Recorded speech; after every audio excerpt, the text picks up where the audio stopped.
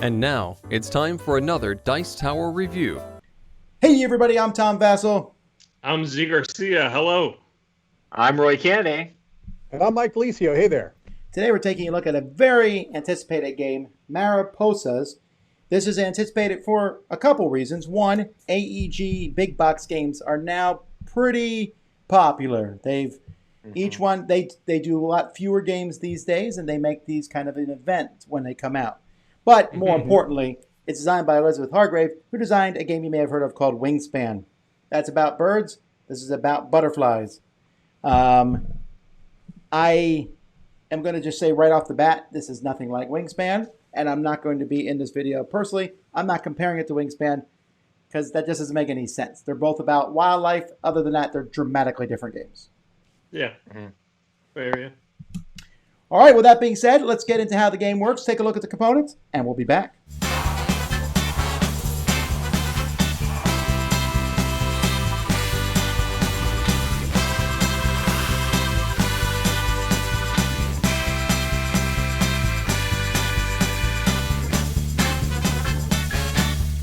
Each player is going to start with a level 1 butterfly in Michoacan down here at the very bottom of the board, and you're going to be trying to score points throughout this game. There's a few ways to get points.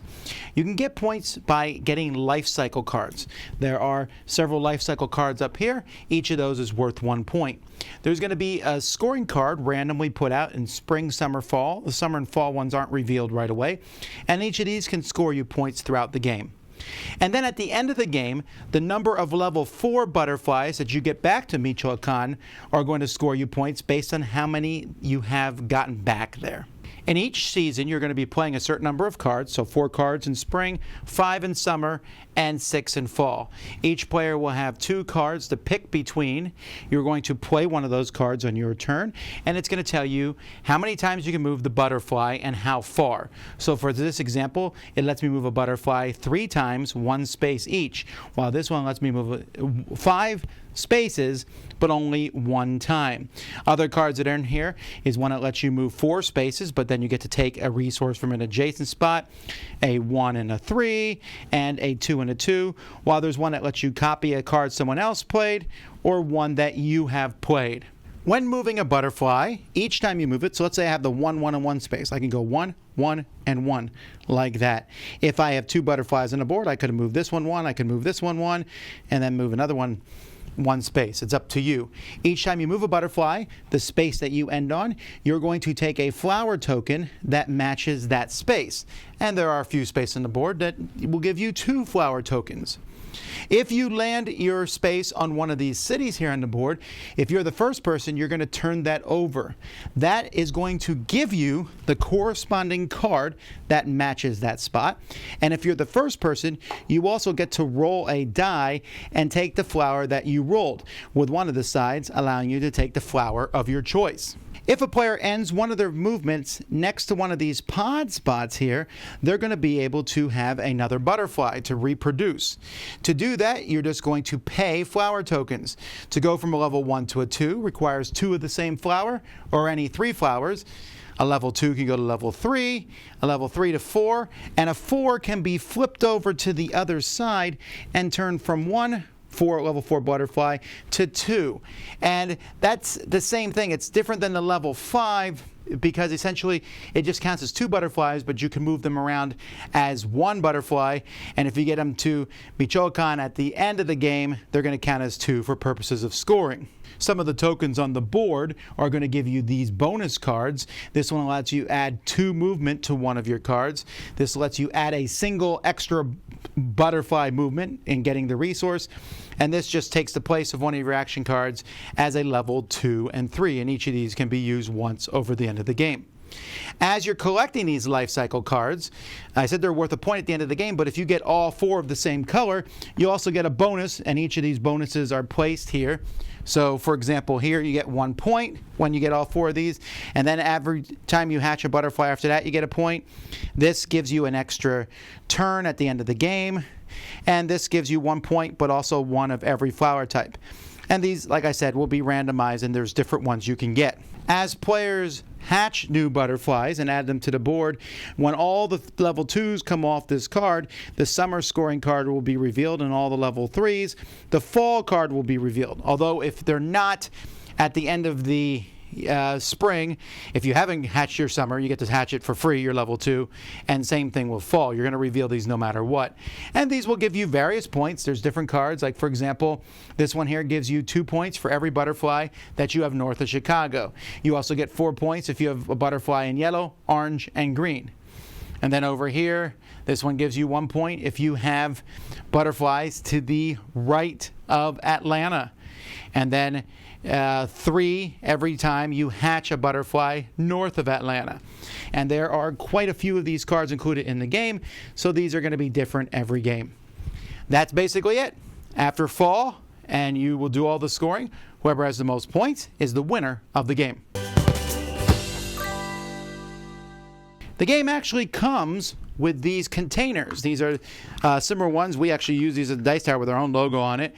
They're these yellow containers. They have these butterflies on them. They're nice. And again, you can, once you open them up, you can split like half the resources in one and the other. I really like these containers. The board itself is a mishmash of color, but the flowers are very easy to distinguish from each other. The cards are linen finished, these nice big cards, and the butterflies themselves are a variety of colors. I might argue that it's sometimes can be difficult to see where stuff is on the map, and I kind of wish they had used colors that weren't the same as the backgrounds in certain spots, but it's not that big of a deal. I'm being very picky on that end. I found that the whole thing itself, to me, is pretty cool. It might be garish, but it looks neat, and I like the cards. The game's also pretty quick to set up and take down. It looks like there's more going on here than there is, and the rule book is written really well, and I like to point out that the back is nice. I especially like what it tells you to do at the end of spring, summer, and fall, and it even has some stats on butterflies in here. Okay, so let's go to initial impressions here. What'd y'all think of this? I definitely thought it was very different. I enjoyed the way that the butterflies worked. I enjoyed that the whole splitting aspect of it and the whole migrating aspect, how the game kind of forces the butterflies to go north to get different achievements, I thought was really cool. But then you have to try to race back down to the bottom to try to get as many points as possible with your 4 butterflies and things like that. And I thought it was interesting how the theme of a game that's really just about moving tokens around a board came out through the collecting of the different flowers and multiplying butterflies through all that stuff. Yeah, I agree. The theme was pretty strong. Yeah. Mm-hmm. The game, I think my first impression was that the game felt in some ways artisanal. You know what I mean? I think Elizabeth Hargrave is good at that, at putting out a game that feels like a game and also an expression of something that's been on her mind.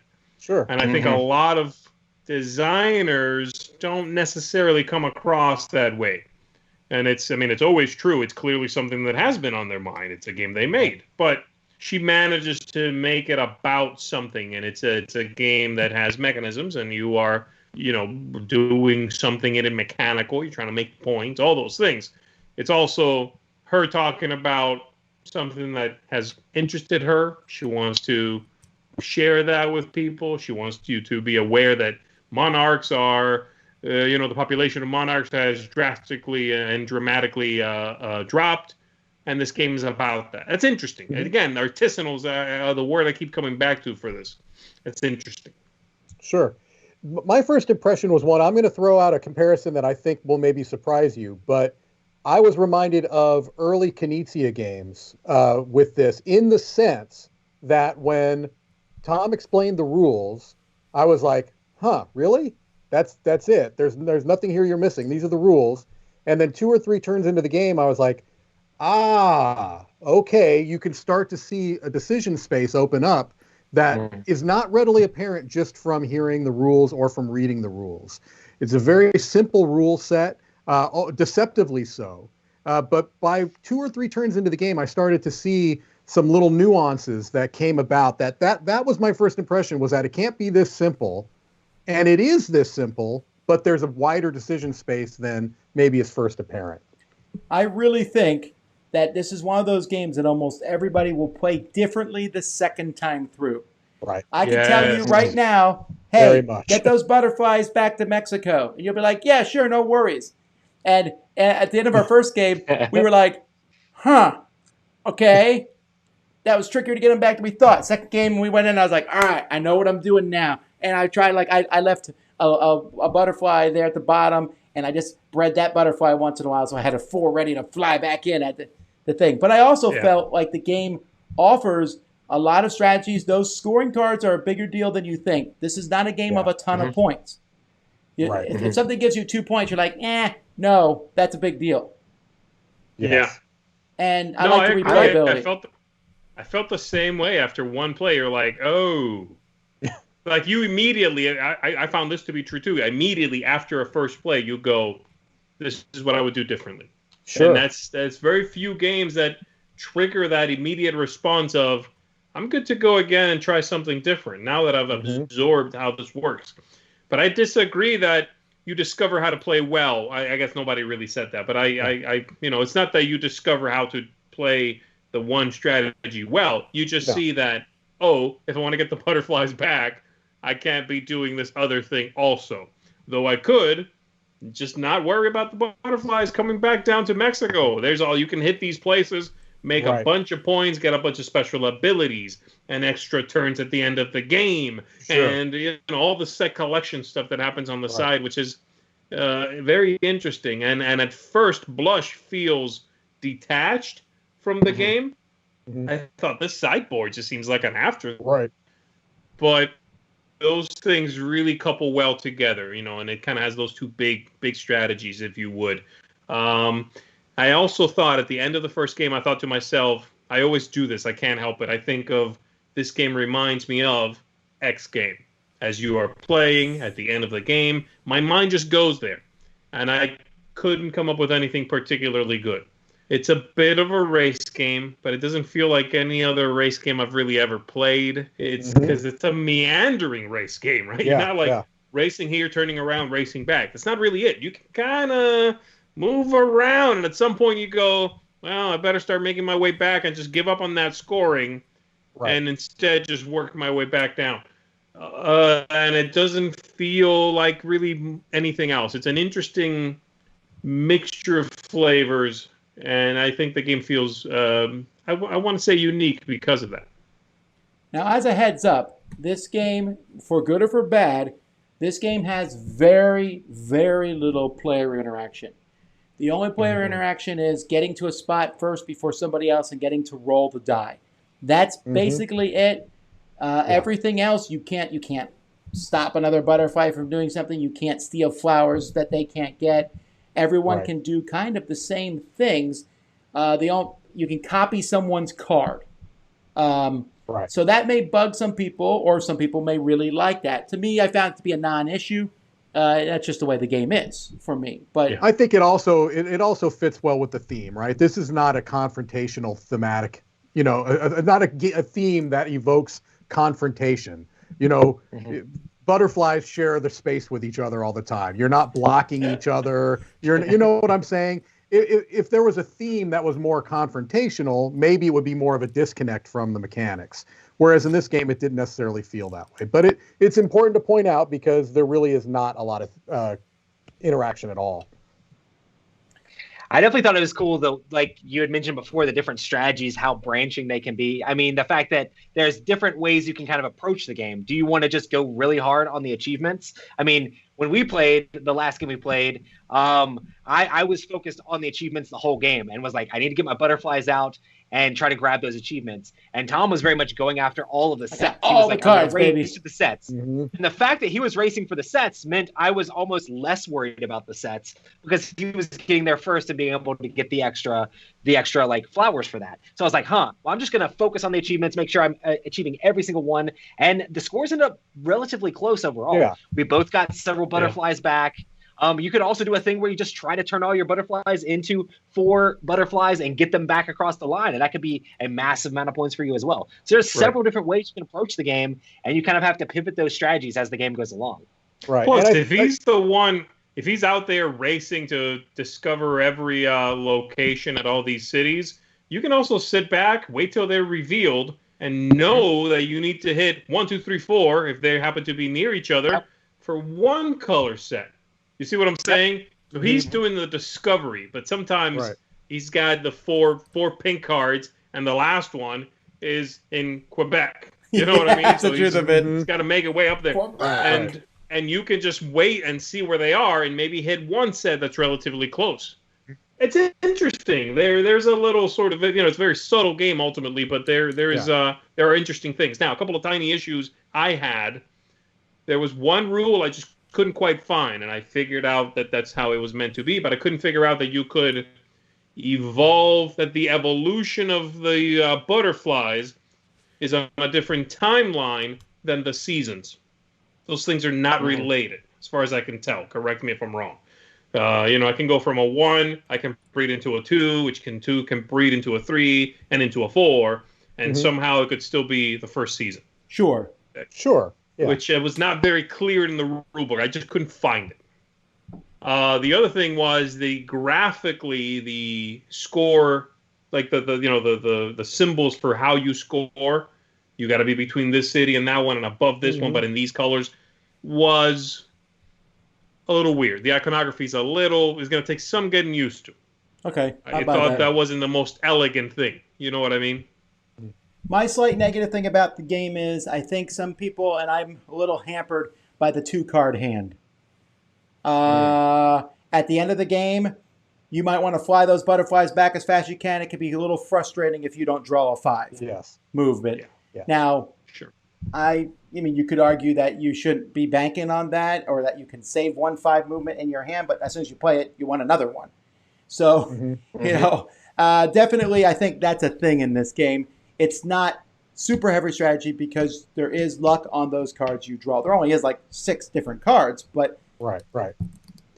Yeah, there certainly is a heavy element of luck, especially in that card draw. I mean, there is some mitigation in that if you have 2 of the same, you can get rid of both or get rid of one and draw another one. And ultimately, the biggest difference you're going to have is going to be 2 movement points, because you have a 1-1-1 and you have a 5. And, the difference in that really ultimately is 2, because you can move the same butterfly one time, one at a time. But it does feel, I will tell you that it can feel a little bit crushing when you look around and the other people around the table are playing 5 after 5 after 5, and you just don't have them in that last season. It's very interesting with the cards themselves, because the cards with low numbers that let you move a lot are going to allow you to get a whole lot of resources because you're moving a whole lot of butterflies. But the ones that you move further, you're not going to get as many resources, but they set you up for like the different achievements and things like that way easier, because you can get the butterflies where you need them to be. You can get them way up there, you can get them way back, but you're not going to have as many resources and in turn not have as many butterflies out on the board. So there's like this give and take in between all the cards, and having the right card at the right time, just based off luck, can be really important, and you might not necessarily be able to control it as much as you like. I also thought now that you mentioned that whole, the landings, right? Wherever you land, you get the flower. I also thought the idea of cycling out older generations of butterflies was really fascinating. Yes. Yeah, it was cool. Really interesting stuff. Cool. The idea of, like, when I was first playing, I thought every time I get a chance to breed one of these butterflies, I'm doing it. Right. But then halfway through the game, I'm going, I don't want to do that. I need to go from a 2 to a 3 here, way higher up, because the 2 is about to vanish. Right. I need that 3 up there. I don't want to have to walk the 3 or fly the 3 way up there, which is really interesting. I haven't seen any other game that does aging characters as well as this. And you also get a free breed basically at the beginning of that next round. So it's like, do I want to spend my resources now, knowing that I'm going to get a free one? There are some little subtle decisions you have to make there. Yeah. I think it definitely made it feel like the butterflies were fragile. It just gave me that feel of the fact that these are little insects that are going to, they only have so long of a life, and they're only going to last a certain amount of time. And it was crazy how, that small mechanic just brought that theme together. Wait till the Predator bird expansion comes. All right, let's do final thoughts. Roy, what's your ranking here? For me, since this is not necessarily in my wheelhouse as far as style of games I like. Everybody knows I like the heavy thematic, like attacking combat style games. I thought the science behind the game and the theme of the game was stellar. For me, it's going to be a 6.5. I really enjoyed it, but it's not going to be something that I'm going to be going back to over and over again. I think that I like it a lot more than Roy does in that regard because this is my wheelhouse, and it has the feeling for me almost of a train game, although not quite. I don't know how to explain it. It feels different than most other things. And I really like the ebb and flow of the game, and I think my first impressions, I was playing, I was like, this is going to feel samey after a while, and they were blown away by the end of the first game. And I was just like, this is going to feel very different based on those cards.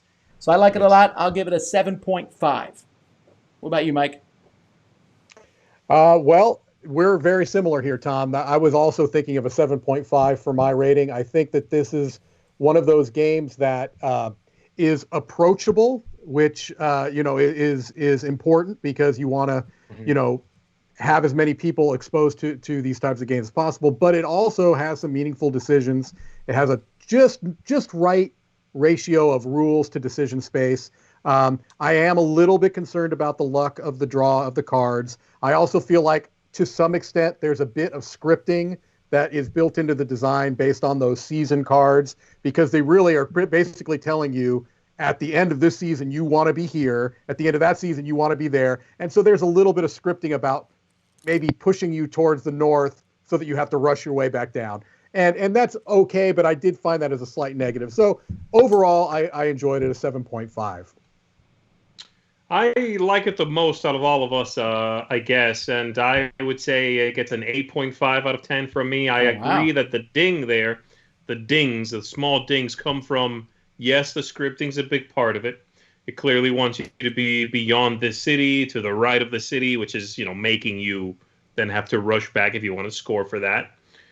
I find a couple of the rules a little less than elegant, like hand cycling if you have identical cards, small things, tiny little things. That one rule that wasn't super clear in the rule book. But overall, this game has a feel and flair and quality all of its own. I really do think that. It doesn't feel like anything else I've played lately. That's true. It is something outside of, many games. Again, when you play them, you go, oh, this is kind of like that thing. Right. Great. No problem with that. That's fine, right? And then it adds a little something. Maybe it doesn't even add anything new. It just is a good combination of other elements that are out there. Fantastic. I'm not saying this is revolutionary. I just haven't had this concoction before. And it manages to be thematic when you think it wouldn't be. Tense when you think it wouldn't be. It manages to give me lots of turn angst when I wouldn't expect it in a game with little interaction. That's admirable, man. So I'm really I was impressed. I was very impressed. Yeah, 8.5 for me. All righty. Well, there you go. That's Mariposas, the new butterfly game. Great cover, by the way. Yes. Great. Until next time, I'm Tom Vastel. I'm Z Garcia. Thank you. I'm Roy Kennedy. I'm Mike Delicio. Take care, everybody. Have fun gaming.